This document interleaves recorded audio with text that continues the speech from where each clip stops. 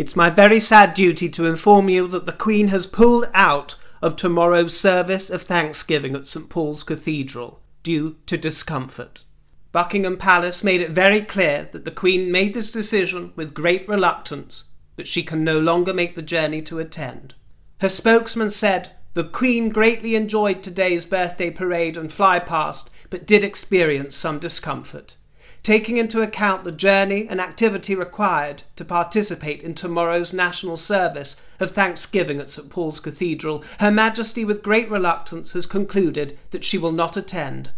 The Queen is looking forward to participating in tonight's beacon lighting event at Windsor Castle and would like to thank all those who made today such a memorable occasion. It's believed that this regrettable but sensible decision was taken due to the length of the journey and service at St Paul's. Let's stay optimistic and be thankful that she's looking after her health. And on the positive side, at least she won't be mixing with the Harkles." She just couldn't resist, could she, my darling? She just could not resist. Right at the last moment. You know, when I settled down 5 minutes ago, after Trooping the Colour came to an end, I thought, wow, we didn't even get one glimpse of her. I was following the footage, I was following the feed, nothing. I'd forgotten about her. Forgotten about Harry too. They were delegated to their room, the Duke of Wellington's old office, to watch through the window. Demoted. Of course, other members of the royal family were there, but in previous years they were part of the main procession you see at Trooping the Colour. They threw all that away.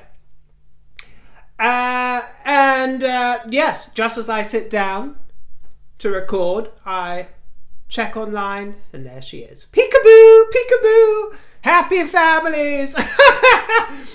Oh, happy families. Look at the way she gambles with the children. So affectionately, having the time of their lives with a fun Aunt Meg.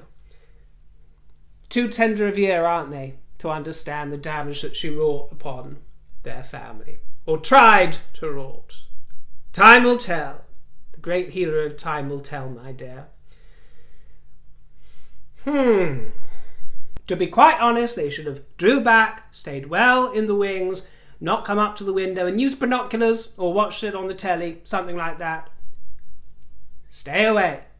And it was wonderful to see the full lineup of royals who truly deserved to be there and who served the Queen with grace and dignity.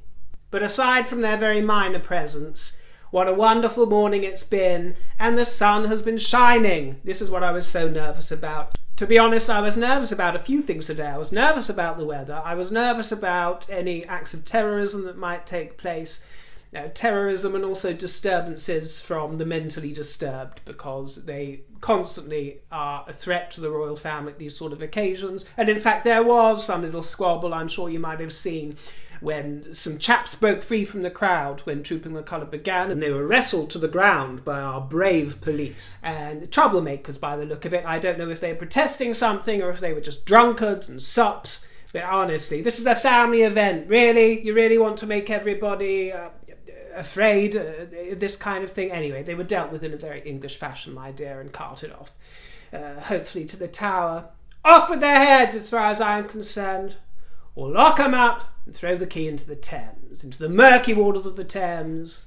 Trooping the Colour is also known as the Queen's Birthday Parade. It marks her official birthday, and it's been going on for over 260 years, and it was a riot of colour, a riot of precision, thankfully, because the horses haven't been able to practice and rehearse over the last few years due to the pandemic. They're behind. And it's a colossal undertaking, this kind of thing, you know, to get hundreds of horses in unison in carefully choreographed, mass staged events like this. Can you imagine what it takes, my dear, to string this kind of thing together and get it go flawlessly? And as you may have seen, as soon as they left Buckingham Palace to begin the trooping, one of the horses sort of bolted, one of the little fillies. There was a very nerve-wracking moment. I was kind of hiding behind my fan thinking, oh God, if one goes, they're all going to go. They do give me the fear, these horses, because they can be quite unpredictable. But of course, in the main, it was absolutely spectacular and a joy to behold. How anybody in this nation would want to give up such wonderful pomp and circumstance. For what? For what kind of trash? Honestly, a thing of absolute beauty. 260 years of ritual, tradition, and theatre. Spectacular. When I trotted down to the shops this morning to pick up my morning latte, I went into Lidl, which is a sort of peasant grocery supermarket we have here in the kingdom. I like to mix up my coffee. I have one latte every morning and I go to a different place each day because otherwise you get too accustomed to the flavour, don't you? So I like to mix it up. And also my pain au chocolat. And Lidl does a really great pain au chocolat for dunking in the latte. And it's less than £1 as well. So I went in there, got my pain au chocolat, and then the florist stall there was this is the Jubilee bouquet from Lidl, which is quite reasonable actually. Their flowers do quite well, you know, much better than Sainsbury's. It was £5.99 and you get a little Union Jack in it, and it's platinum peonies, my dear. Wonderful peonies there. I think they're going to be whitey purpley kind of affairs with a selection of other kind of blooms and the official Jubilee logo. And so I'm offering this to friends abroad, really, just to help you in with the excitement of the Jubilee, because all our high streets have come alive with bunting and with national pride, and it's wonderful to see. Everyone's getting on board. Everyone's coming out with their platinum merchandise, and it's just so jolly. It's such a shame you can't see my garment very well today, because this is a delicious find that old second-hand Susie found me at the vintage fair. It's a rather long, I don't know what you call it, robe of some kind, in a sort of velour-y thing, but you won't be able to see it very well because it clashes with the back of the chair behind me, which is why I'm wearing my stole to try and differentiate it, but never fear. Everybody was entranced and bewitched by the three bairns, Cambridge. Little Georgie Porgy, little Lottie, and little Prince Louis in his blue sailor suit. Blue was the colour of the day for the Cambridges, and actually for quite a few of the royals. And it put me in mind, you know, I was thinking today, it hasn't really crossed my mind before, but if I'm blessed with a long life, and if the natural order of things goes, I will see a further 3 coronations in my life, and I'll die under the reign of King George VII.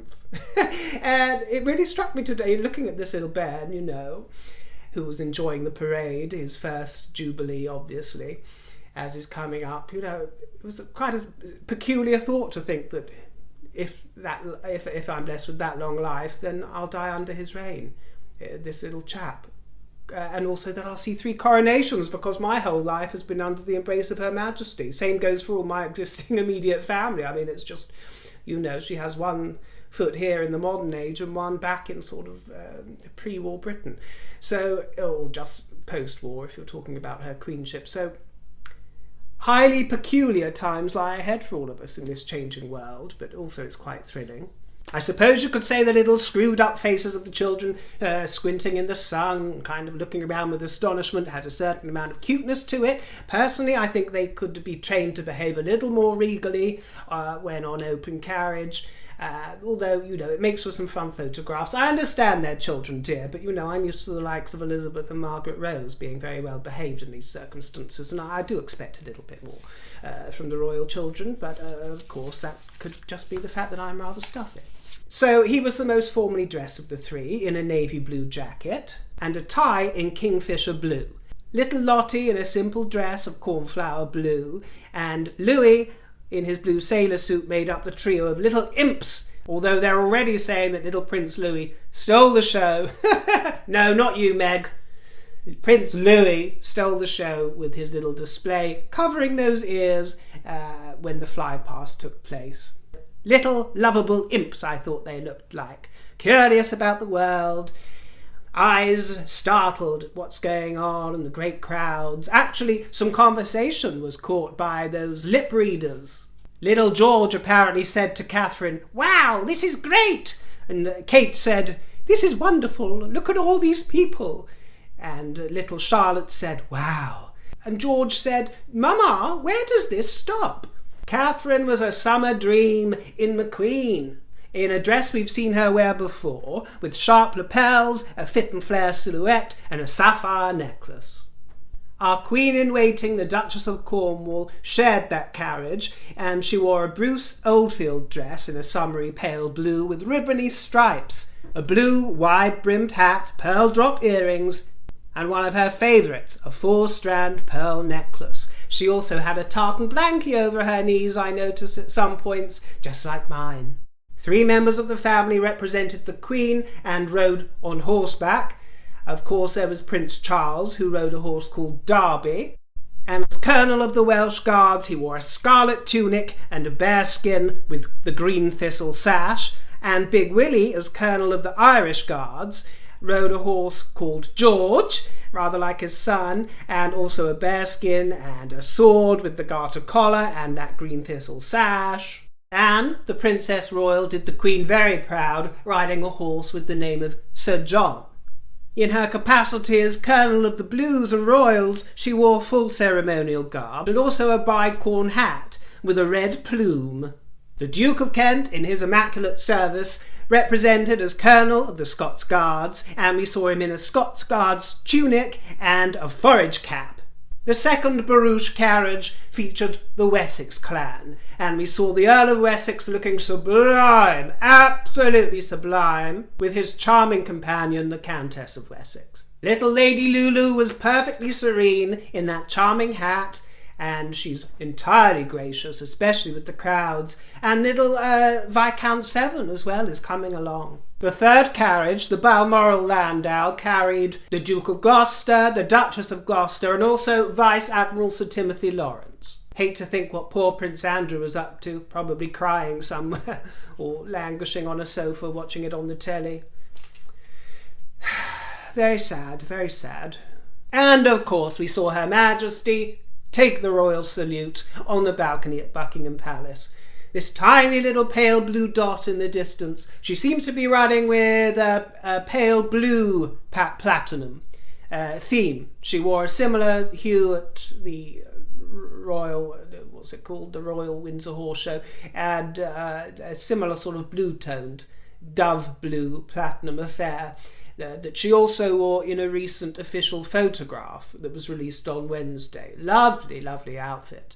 And it was lovely to see her accompanied by the Duke of Kent on the balcony, the Queen's cousin. He is known for his tireless dedication to Her Majesty, and he has led such a quiet, humble life of service since her reign began, going back all that time. And he makes a wonderful sort of substitute companion for the Queen in Philip's place. And it was actually rather emotional seeing him accompany the Queen with the salute. It might have been my imagination, but I think he looked rather moved and emotional as he is dwelling in his dotage to see those troops that he so adores, all those cavalrymen, and watching it really brought it home to me how lucky I am to live under a monarchy, and how I would never have it any other way, how it is nothing but beneficial to these fair shores, and to see the intimacy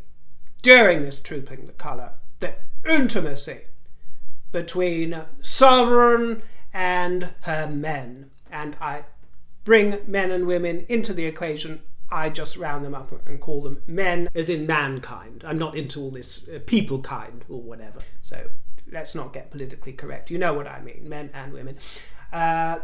To see the intimate relationship, the beauty of the rituals, of the kissing of the sword and all this kind of thing as they're passing on the colours and the ensigns and all this stuff that I can't quite wrap all my head around.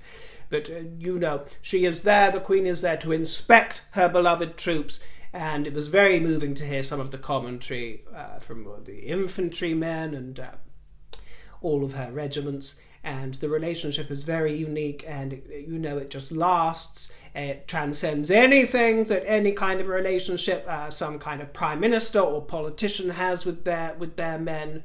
This is deep in the blood, in the ancestry, and cannot be rivaled. Cannot be rivaled anywhere, and you see that on the world stage. And it was wonderful also to see Julie Andrews pop up in tribute during the commentary. because I think she's due, isn't she, to appear as one of the dames, one of the hags in a jag, or appearing perhaps at the party at the palace on Saturday. I'm not quite sure, but wonderful to see our wonderful Mary Poppins pop in.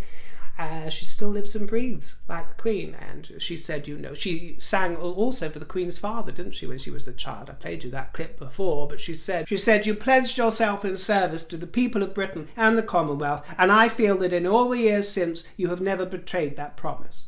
So Her Majesty's being showered with nothing but love. There is no other form of government, no regime in the world where you will find that kind of loyalty to a head of state. I don't care whether it's east, west, north, south, or... well, that's all there is really, isn't it, my dear? Up in the galaxies, you'll never see that kind of loyalty to a head of state. Couple of little criticisms for the Queen. If you can't bear me criticising the Queen in any way, this isn't the channel for you. I criticise everybody. She had the sniffles. She had the touch of the sniffles, and I hope she's very well. I don't care to see her playing with her nose, even if she's wearing gloves. She should have brought a kerchief of some kind. To dab if she needed to do that. And also, I'm sorry to broach this, but someone I've noticed since a couple of years ago, Angela Kelly, get on the phone to Rigby and Peller, and the subject of upholstery needs to be broached with the Queen. There's no reason for whatever she's got to be hanging down past her knees, and I've noticed this going on for quite some time now, and I appreciate that gravity exists, but she has the world's brassiere makers and bustier enhancers at her fingertips, my dear, and some hoisting is needed. Out of respect, I will not show photographs, and it wasn't quite so evident today, but I have noticed in recent past that upholstery is required. Okay, so enough said. I'll draw a line under it, but if no one else is going to point it out, I have to point out these things. Unfortunately, advisors aren't what they were in times gone past, and things slip, as with that revolting television stand we saw in the background the other day. Some standards slip, so someone has to be here to address them, and that is what it is. As for those traitors at the window that we scarce got a glimpse of, thankfully, I hope they're taking note. I hope they're taking note of all the colours, creeds and races who adore Her Majesty, who came out in their thousands and droves to celebrate a reign, and her family, who are not and have never been bigoted and racist in any way. They live their lives as part of the embrace of the Commonwealth and have encouraged a sense of good fellowship between all races since the dawn of her reign and beyond. So I hope they're taking note. And one person who particularly impressed me was an equerry of the Queen, who was the first black man to be appointed her equerry. They take on this particular equerry role every 3 years, and he was from 17 to 20. So notice he was appointed this in 2017, before everything got so politically correct and they were accused of this, that and the third. He took one of the most senior positions in the Queen's household as her personal equerry. Stunningly handsome chap, I've got to tell you. Actually, I rather fancied him. And what was his name though? Nana. I know it was Nana. What's the full name? Or Nana? Nana Kofi Twamazi Ankara, a Ghanaian born officer of the British Army, and he's been around. You would have seen him maybe at Catherine and William's wedding, because he was there in 2011 in some capacity. Oh yes, he acted as the escort commander, and then he was promoted as I said, in 2017. And he was on the television before the commentary, full of praise for the Queen, full of national pride for this nation. And he's just one of millions who rebuff these hideous aspersions that Harry put out into the world, and who Harry allowed his irksome wife to do as well. But it's Harry that I blame much more. But no one in the kingdom cared that you had some colour in your blood. No one would have minded if you were as black as night, as long as you behaved with dignity and grace and didn't besmirch our nation. And if this Nana fellow, who I was very taken with, if he'd have married into the royal family, married a royal wife and become some kind of companion, I would have got down on my knees and kissed his hand out of grace and deference and respect, and some excitement, I've got to tell you. Just as I would the hand of anybody else. Fine, handsome, regal, black man, and someone who gets it, my dear. Someone who gets it. So keep your sophistry, and it's time to apologise. It is time to apologise for the lies you told. I'm sorry. Have you forgotten how you told everyone that Archie was being denied his title when there was no such thing going on? That he's not due to inherit that title of prince until his grandfather, King Charles, takes the throne? Which we all know, which it doesn't take a genius to work out. But still, you've left that lie lying there, haven't you? You've left that lie just hanging there without putting it right in any way or correcting yourself. It's so ungallant. Have some humility. You know, it's all very well to do this happy families at the window, getting on so well, old Auntie Meg, with everybody. You should be putting this right. Now, I've got to tell you, there are still little whispers that they've been angling for a baptism of some kind to take place on Lilibet's first birthday. And of course, I informed you of these whispers some time ago, the gossip that I was getting from my friends in the clergy. And I also told you that it was of great disappointment of them to discover that the Archbishop of Canterbury is now ill with COVID. So he's not available. He's the guy who baptised Archie. And the gossip I've received, which might just be gossipers, that's what they wanted for little Lilibet. And Welby's not available because he's unwell. Anyway, we'll see if anything bubbles up over the weekend. Hopefully not. I'm sure, fine.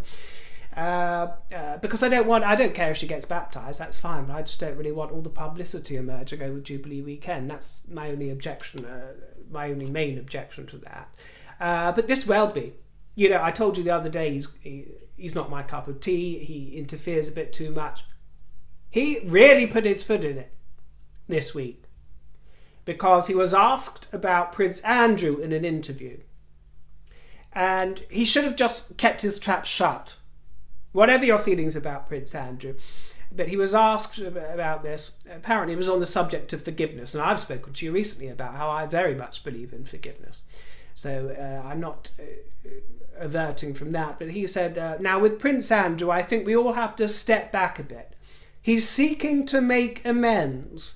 And I think that's a very good thing, he said. And then he went on to say, issues of the past in the area of abuse are so intensely personal and private for so many. And when I saw this, I saw red. I thought I was the only one that noticed it, but actually it has some articles have come out in the paper that people are quite taken aback with what he said. One, they're taken aback with it because it's the church, and not just the Church of England, but various churches throughout the whole world, which have a history of abuse. So people are shouting him down, saying, look at your own institutions and sort that out first. But that wasn't my concern. My concern was that how dare he? I'm sorry, Justin Welby, Archbishop of Canterbury. How dare you, as the chief bishop in this land to the Queen, put those words in a sentence next to that of Prince Andrew? Regardless of how you feel about Prince Andrew, he settled a civil claim in the USA. He was not charged or convicted with any crime, regardless of how the public court feels about it. You have to understand this. You either believe in innocent till proven guilty or you don't. Or even if you don't think that he's innocent, I don't understand how people, especially leading figures of the church, can go on to speak in this way as if he has been found guilty of a crime, because he has not. And I thought it was an egregious mistake to speak so candidly about it.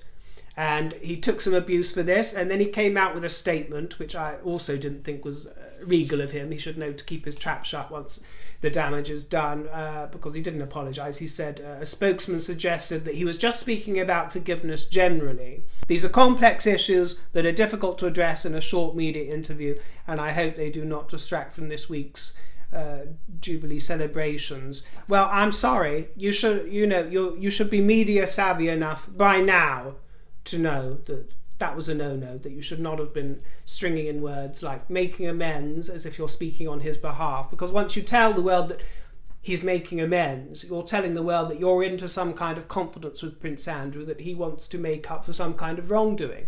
And I'm not here to be judge and jury at this particular moment to say whether or not he did wrong or not, but he is an innocent man in the eyes of the British law as it stands. So it's not your place to say if he's making amends. If he wants to say it, he can, or get someone to speak on his behalf. If he wants to say that he's been looking at the subject of abuse, using a word like abuse, that's his prerogative, my dear, not yours. Don't do it.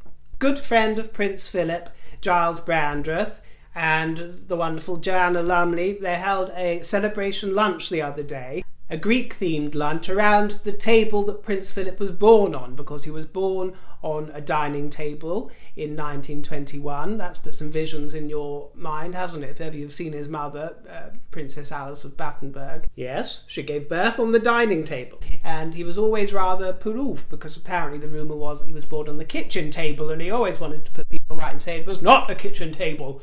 It was a dining table.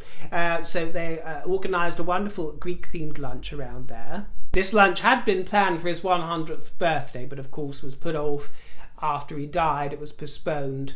But it came from his childhood home, this table, in Corfu. And it was bought up, it's changed hands a few times actually, and it went on to be sold to various businessmen. The last time it was bought was in the 70s, 1977, and it's now a part of the company boardroom in the London headquarters of a shipbroker called Howe Robinson. They say you should never look a gift horse in the mouth. Well, not many of us get the opportunity to, but Her Majesty does, because she gets gifted horses all the time, and we saw her get one. I think it was one of the Arab horses, wasn't it, at the Royal Windsor Horse Show. Well, Macron has gifted her a horse. Little President Macron was rather nicely gifted her this horse. This prized horse was a 7-year-old thing by the name of Fabulo de Maucourt. It's to be presented in Windsor to the Master of the Horse. It's been described as the flagship horse of the regiment's cavalry. The French embassy said that it's to pay tribute to the Queen, of whom the French are very fond, and celebrating Franco-British friendship. To be honest with you, the Franco-British relationship is like that of frenemies, really. I mean, those of us on a personal nature, you know, many of us have many beloved friends in France or who work with us here on our shores, because we're very close neighbours, you know. Lots of us are closer to France than we are to Scotland. And that we have this sort of frenemy relationship, especially with politicians. You know, it's no secret that Johnson and Macron aren't particularly wonderful bedfellows, shall we put it that way. Oh no, that's not a very nice thought. But oh yes, he was also at the bash today, the Prime Minister Johnson, and Carrie in pink, to make the boys wink she was. One reason we should be grateful Her Majesty's there is because she got stuck in a lightning storm the other day. Did you see? On the Royal aircraft. She was stuck in the air for 15 minutes and her private jet had to abort landing due to the lightning. That 13-seater plane attempted to land at RAF Northolt from Aberdeen. She had been coming out of Cragowan Lodge at Balmoral. She had been staying there since Thursday to put her feet up and have a rest before the Jubilee. But as he tried to land, the pilot pulled the aircraft back due to this electrical storm. There was rain and there was hail, and thankfully there's no safety concerns, and we saw her of course being driven with a wonderful canine companion in the back. She does love those corgi-walgies, doesn't she, Her Majesty? Woof woof! And for those who still don't get why kings and queens are better than prime ministers and presidents and more valuable in the service they offer, John Major, who I think the Queen is really rather fond of, one of our former prime ministers, he's spoken about revealing he used to wish that the Queen was in his cabinet when he was prime minister, and praised her as Britain's hidden asset. He said that her frank advice and sharp questioning proved oh so very valuable during his tenure, and he could trust her more than government colleagues. He paid tribute to her sheer decency, and said that her enduring popularity was down to the way in which she's represented the instincts of the British nation for such a long period. He said it was cathartic. At these weekly meetings you could discuss things with the Queen that you couldn't really discuss with hardly anybody else. Politics, even amongst the closest colleagues, tends to be a little leaky. Nobody is there, just the corgis, and you can speak with absolute privacy. You can say exactly what you wish, exactly what is on your mind, and so can the Queen. And this is something that is often commented on, is that, wherever you go in Parliament, politics and beyond, leaks. There's always someone that's going to say blah, blah, blah. Every Prime Minister knows that their head of state is going to keep mum, that nothing is going to leave that room unless one of the corgis has been bugged. He said people will be surprised at the depth of knowledge she has of how people who are not close to the monarchy actually live in their own lives. I often came away from those meetings thinking to myself, what a shame she isn't in the cabinet. Well, we'd all like to keep her in our cabinets, wouldn't we, my dears? In our drinks cabinets, so that we could call on her every time we reach for a little gin and dubonnet or a little cocktail. We could pull out Her Majesty as well for advice, counsel and companionship. One can't help but see the Queen in little Lottie, can one? She does seem to bear that resemblance of the Queen, and it does make me, with no diss intended to Georgie Porgy, I do wish that we had a Queen on the way. Kings are all very well and good, my dear. They pop up occasionally, but nothing beats a Queen, does it? Nothing beats a Queen, my fruits. Have you seen the size of the crowd? Swarming like little insects. Beloved insects. Friends from all over the world have been camping out for days. So many Americans you'll see as well. Our little naughty cousins that escaped, well, they still seem to harbour a wonderful love of monarchy and the Queen. And all our friends from the Commonwealth as well. Some of them pitching tents. They've been there for 4 days. One wonders, where do they go to the lavatory and how do they hold their spot? Do they smell? I mean, I wouldn't want to greet the Queen without taking a shower in the morning. These people... Nice to get a glimpse of Beatrice, though, wasn't it, my dears? Nice to be there. She deserves her place. Nice girl. And one of her headbands.